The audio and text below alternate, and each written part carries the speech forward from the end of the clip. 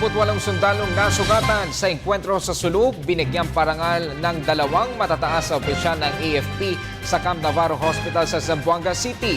Si Waywaya Makalma sa detalye.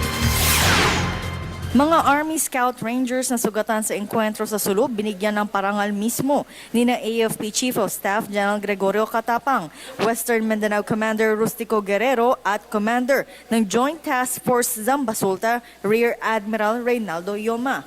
28 sundalo ang sugatan sa engkwentro nitong nakalipas na Biyernes sa Talipao, Sulu. Higit kumulang 300 teroristang grupo Abu Sayyaf ang kanilang nakasagupa at pawang mga menor de edad.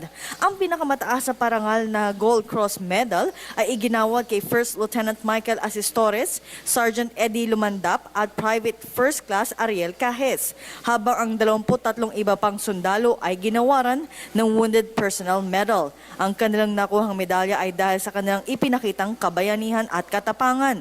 Bukod dito ay nagbigay ng maagang pamasko ang opisyal sa lahat ng mga nasugatan at nangakong aayusin ang naturang ospital.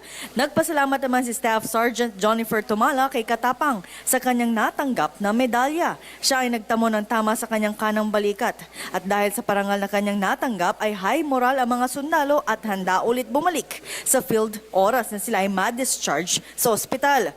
Kasalukuyan nakakonfine ngayon ang 26 na sundalo sa Camp Navarro General Hospital, Calarian, Zamboanga City. Ang 2 sundalo ay nakakonfine naman sa pribadong ospital dahil sa tindi ng tama sa kanila. Ang 5 nasawing sundalo ay naiuwi naman na kahapon sa kanilang mga probinsya. Nangako naman si Katapang na patuloy lang ang kanilang isinasagawang operasyon laban sa grupo. Ito'y sa kabila ng nangyari sa kanilang mga sundalo.